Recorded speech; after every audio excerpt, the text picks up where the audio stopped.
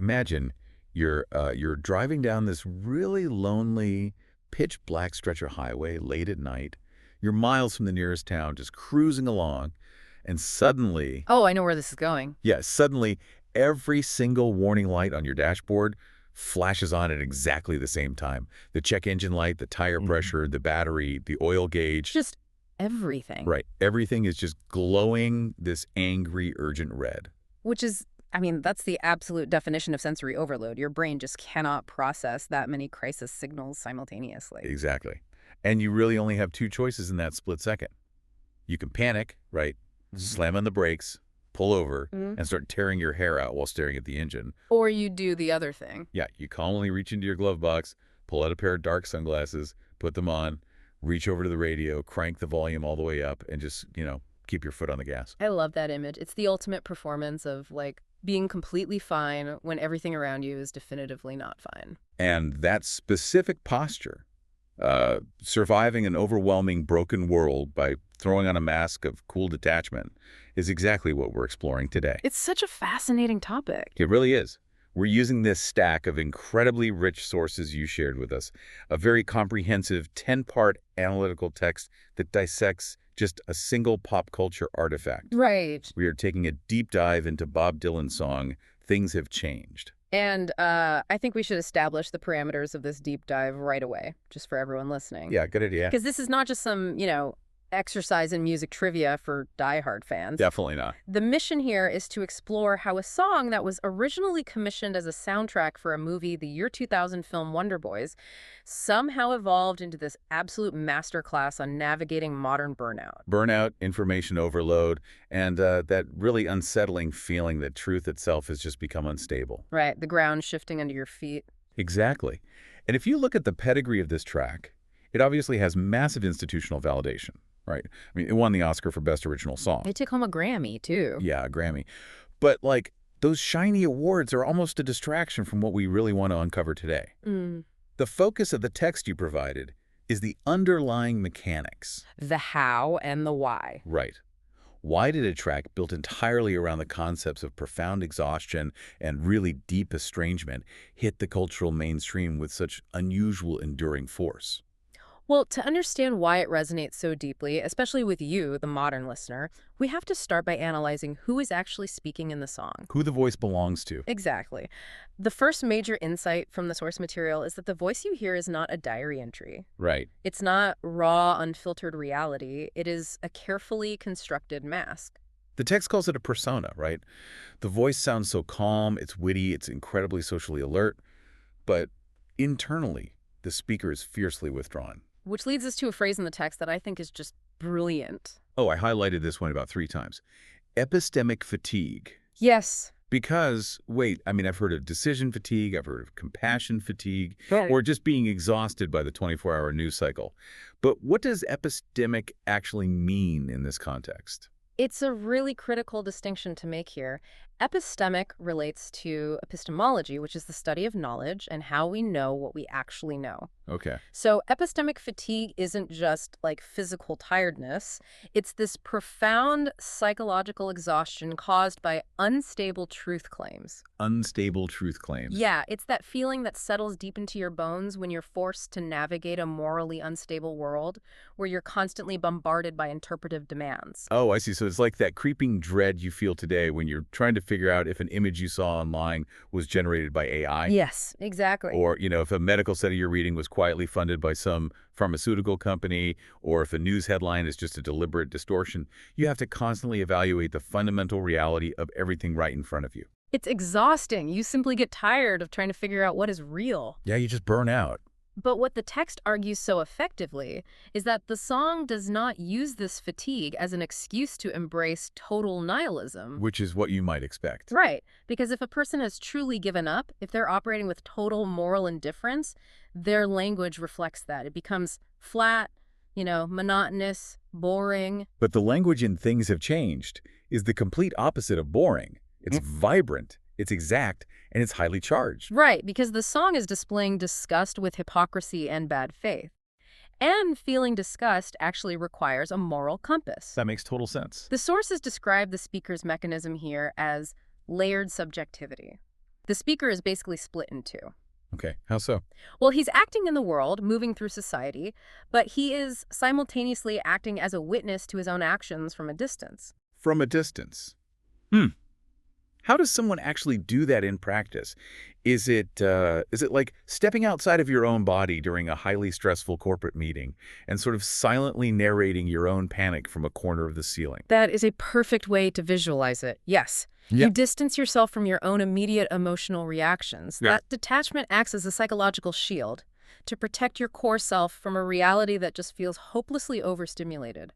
So, going back to our driving metaphor from earlier, the sunglasses aren't there because the driver doesn't care about the broken engine. No, not at all. They're there to dim the glaring red lights just enough so the driver isn't completely blinded and can actually, keep their hands on the steering wheel. Exactly. The detachment is protective. It's a highly active state. But wait, if he's wearing this mask purely as a defense mechanism, what exactly is he defending himself against? Like, what broke him down to the point where he needs this heavy armor just to get through a normal Tuesday?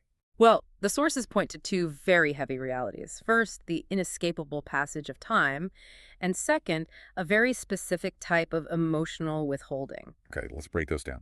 The text uses a haunting phrase for the first reality. It calls it aging without consolation. Wow. Aging without consolation. Yeah, and this represents a radically different approach to aging than we are generally used to seeing in popular culture. Right, because public culture usually gives us these two incredibly shallow models for getting older. It's either depicted as this tragic, steep decline into total irrelevance. Or it's a branded, heavily optimized reinvention where you supposedly find your best self. Yes. The whole 60's the new 40 marketing spin. Drink this green juice, buy this very expensive stationary bike, and you'll literally reverse time. Exactly. But the song strips all of that inspirational packaging away. There's no nostalgia to lean on here. So no looking back at the good old days. Nope. The speaker doesn't look back at the past as some golden era of recovered truth. Instead, experience is presented simply as an accumulation of what the text terms temporal wear. Temporal wear. Right. Life isn't an elegant narrative arc with a tidy moral lesson at the end. It is just a storehouse of fragments and eroded promises. Temporal wear. Yeah. That concept really clicks for me. So it's less like a sudden traumatic break, like snapping a bone, and more like battery degradation on a smartphone. Oh, that's a great comparison. Because you don't notice it day to day. But after years of constant charging and draining, your maximum capacity is just permanently reduced. Your battery just doesn't hold the charge it used to when it was new. And part of that reduced capacity relates to how the speaker handles intimacy, which the text refers to as controlled vulnerability. Controlled vulnerability. I actually want to pause here and look at this critically because I think it's so relevant to you listening right now. We live in a culture that heavily champions therapy language. We really do.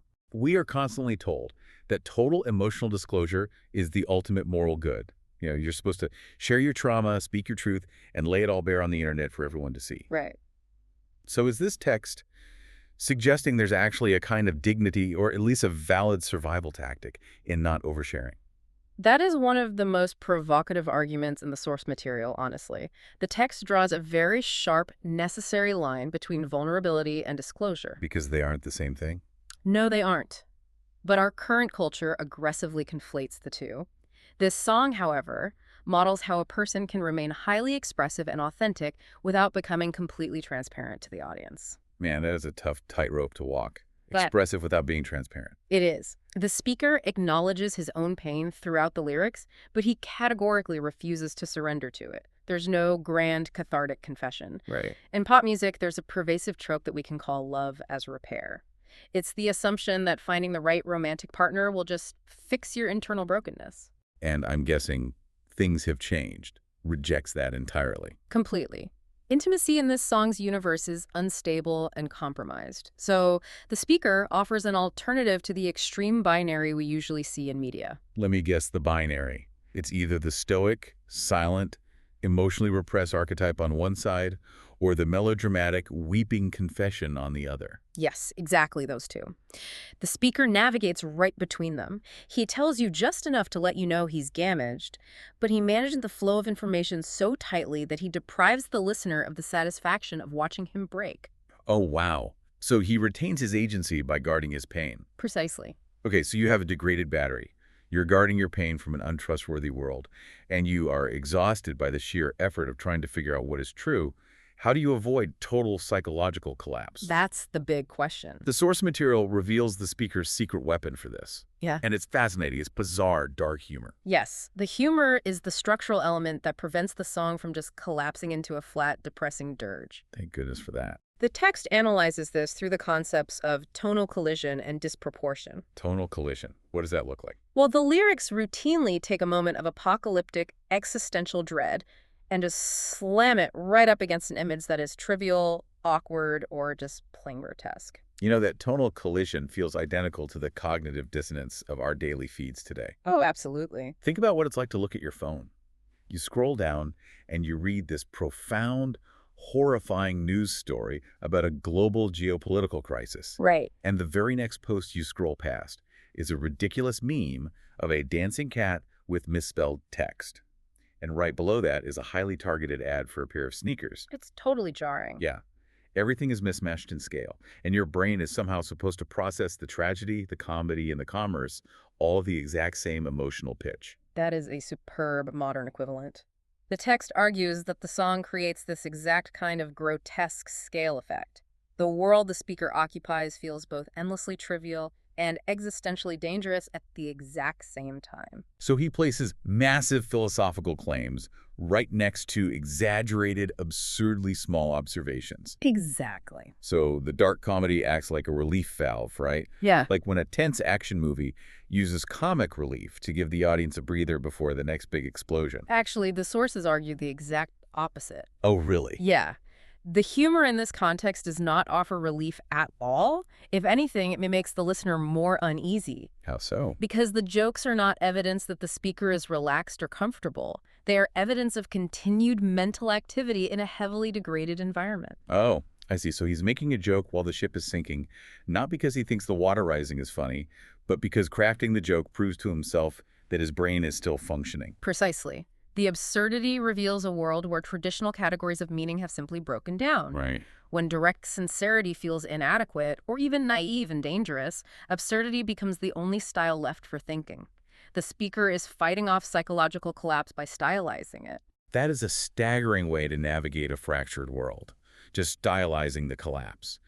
And because the song balances that biting dark humor with existential fatigue so perfectly, the text points out that the music just couldn't be contained by its original context. No, it grew way beyond it. It broke free from being just a movie soundtrack to become an autonomous guide for navigating modern life. Right. If it had been a lesser soundtrack song, it would have functioned merely as character commentary for the film Wonder Boys. Just reflecting the main character's adult drift and compromised talent. Exactly. But this song operated at a much higher level of abstraction.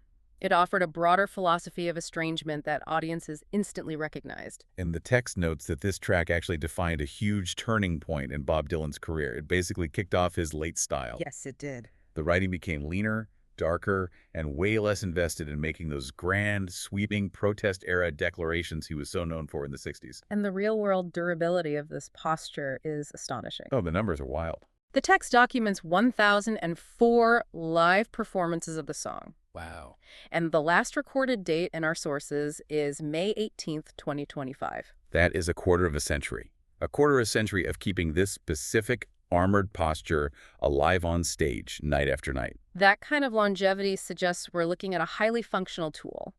And the text provides a specific methodology for the listener to utilize that tool, which it calls mechanism reading. Mechanism reading. Okay, let's unpack that. When we normally encounter a piece of media, an article, a song, a political speech, our first instinct is to ask, what is the message? What is the core truth this is trying to impart? Right, we're always hunting for the thesis statement so we can decide if we agree with it or not.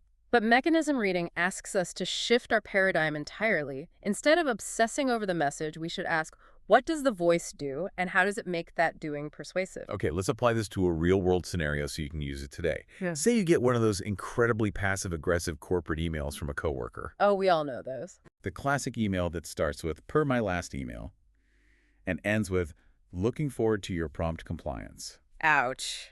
Yeah, if you ask what is the message, you might just read the surface-level project update and feel a vague, heavy sense of stress. Your blood pressure just spikes. But if you use mechanism reading, you step back. Yeah. You ask, what mask is this sender wearing? How are they manipulating tone? Exactly. You realize they are adopting the persona of hyper-professionalism to mask their deep personal irritation. They're using formal corporate jargon as a weapon to establish dominance. And once you see the mechanics of the hostility, you are no longer just absorbing the stress of it. Right. You're analyzing it from a distance. You've activated your own layered subjectivity. That is such a powerful flip. It really is. The text values the song as a supreme teaching tool for engaging with ambiguity. Because we operate in a society that violently demands quick, binary answers. We do. We want people and ideas to be clearly labeled as good or bad, true or false.